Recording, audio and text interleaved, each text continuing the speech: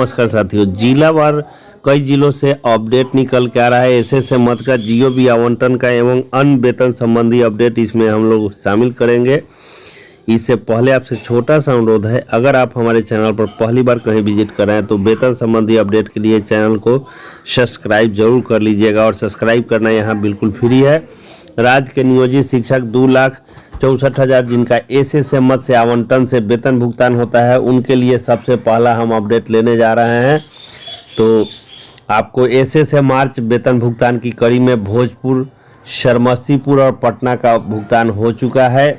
नवादा का भी भुगतान हुआ है और इन 4 जिलों में जो प्रखंड शेष रह गए हैं, आज उनका भुगतान संभव होगा।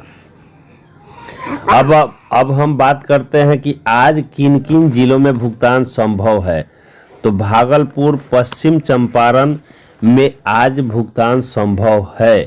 एरियर भुगतान जो भागलपुर का स्थिति है, 9 नियुक्त शिक्षकों का एवं अन्य एरियर वह प्रोसेस में है और अगले सप्ताह में भुगतान संभव है। लेकिन आज यहाँ मार्च एसएसए का भुगतान संभव दिख रहा है। पश्चिम चंपारण एसएसए का भुगतान आज यहाँ संभव लाइनअप दिख रहा है और उम्मीद है कि 4 बजे तक यहाँ भुगतान शिक्षकों के खाते में होने की संभावना दिख रही है। अंतर वेतन के संबंध में जब हम लोगों ने एसबीआई शांति नगर बेतिया के शाखा प्रबंधक से संपर्क किया गया तो उनके द्वारा बताया गया कि चेक की संख्या काफ़ी अधिक है और भुगतान यहाँ धीरे धीरे होगा।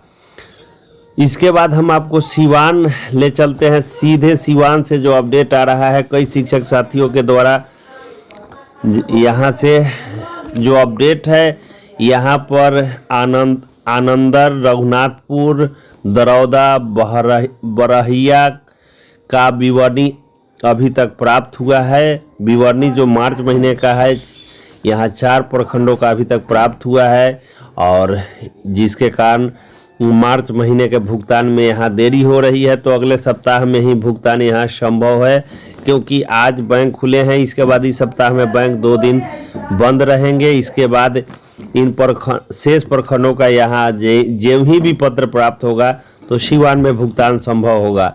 और अब एनआईएस की बात करें यहाँ सिवान जिले में तो काफ़ी उठापटक देखने को मिल रहा है। लेकिन बिहार विधानसभा के वर्तमान अध्यक्ष के द्वारा आश्वासन दिया गया है और डॉक्टर रवि प्रकाश सर से उनकी मुलाकात हुई है। तो यहाँ एनआईएस प्रशिक्षित शिक्षकों का अंतर वेतन का भुगतान में तेजी देखा जा रहा है, जो अगले सप्ताह में ही संभव है। अब हम आपको सारण, पड़ोसी जिला सारण लिए चलते हैं, जहाँ से एकमा, रिविलगंज, माझी और मसरक, सोनपुर, बनियापुर का ही विपत्र मार्च महीने का प्राप्त हो पाया है, जिसके कारण भुगतान यहाँ अभी देरी हो रही है।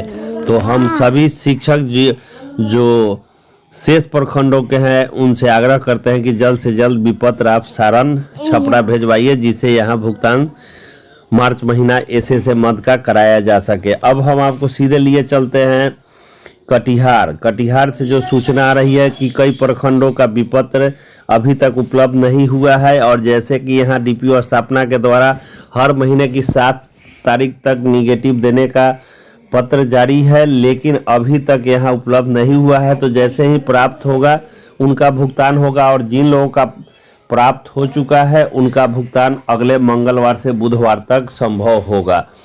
अब हम पड़ोसी जिला आप सीधे वैशाली की बात करते हैं तो यहाँ पर आज भुगतान का लाइनअप दिख रहा है।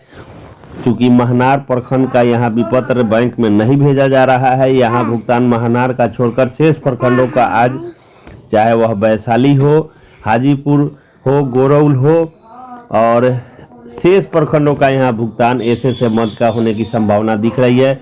मधेपुरा, गोपालगंज, खगड़िया का विपत्र भी जमा है और यहाँ आज भुगतान संभव होगा। अगर किसी कारणवश नहीं होता है तो अगले सप्ताह में सोमवार से मंगलवार तक इन जिलों में भी भुगतान संभव होगा।